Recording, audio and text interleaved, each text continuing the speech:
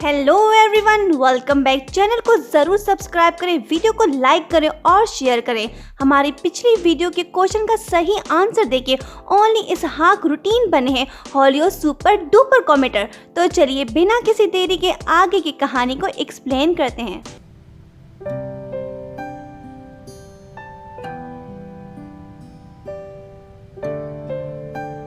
Danny ज़्यादा काम करने की वजह से बीमार पड़ गया है। वो सोया होता है। उसके पास बैठी येजी उसे कहती है, फिक्र मत करो, तुम मेरी वजह से इस हालत में हो। अब से मैं तुम्हारा ख्याल रखूंगी। डैनी नींद से उठता है क्योंकि उसे तकलीफ है। वो कहता है, मेरा हाथ। येजी कहती है, क्या? डैनी कहता है कि तुमने मेरा हाथ जोर से पकड़ा हुआ है तभी दर्द हो रहा है। मतलब कि येजी का प्लान उसका ख्याल रखना है या मारना। बहरहाल डैनी फिर से सो जाता है। कुछ टाइम बाद येजी उसे पुकारती है पर वो जवाब नहीं देता। जिसके बाद येजी चीख के कहने लगती है, तुम ऐसे नहीं मर सकते हो, मुझे तुमसे बहुत से रिवेंज लेने हैं। डैनी जवाब नहीं देता, लेकिन जब येजी उसे मार के जगाने की कोशिश करने वाली होती है तो तभी डैनी आंखें खोलता है सही टाइम पे।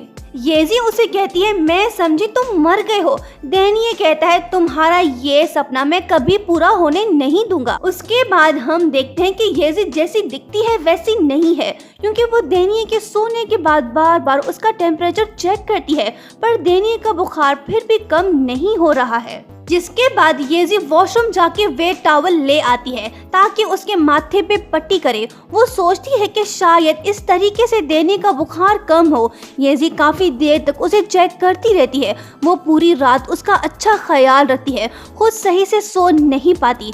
मतलब कि येजी ने साबित कर दिया कि वो एक रिस्पॉन्सिबल गर्ल है। नेक्स्ट मॉर्निंग जब येजी उठती है तो डैनी को बेड पे नहीं देखती है। वो सोचती है कि ये कहाँ चला गया, इसकी तो तबीयत सही नहीं थी।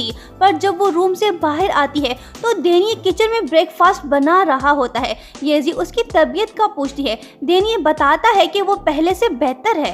येजी उसे कहती है, कल रात में तुम्हारे लिए बहुत परेशान थी, तुम्हारी हालत सही नहीं थी। मुझे खौफ हो रहा था कि कहीं तुम्हें कुछ हो ना जाए। डैनी उसे थैंक्स बोलता है और कहता है, ये सूप खाओ, मज़ेदार है।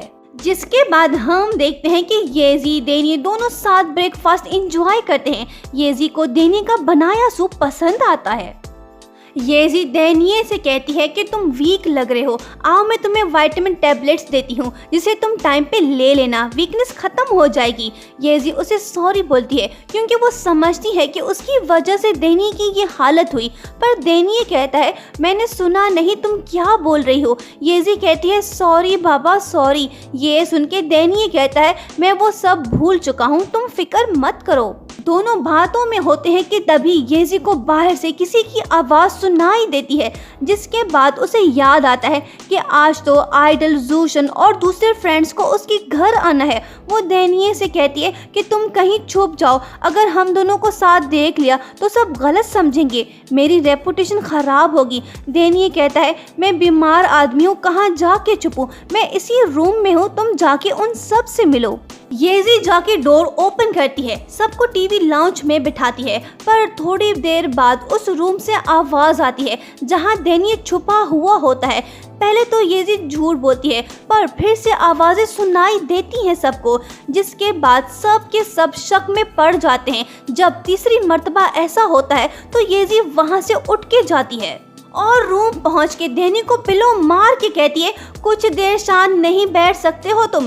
दोनों वहीं लड़ पड़ते हैं। तभी येजी को किसी के आने की आवाज़ सुनाई देती है। वो डैनी को धक्का देके बेड के पास सुला देती है ताकि वो किसी को नजर ना आए।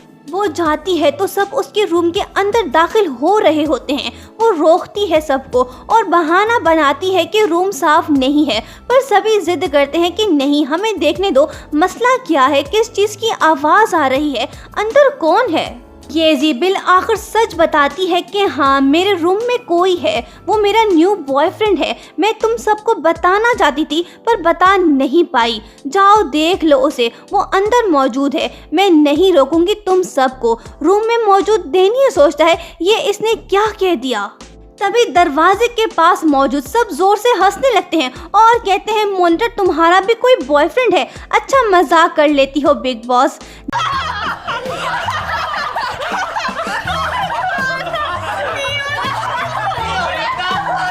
जिसके बाद हम देखते हैं कि हंस हंस के सबका बुरा हाल हो जाता है।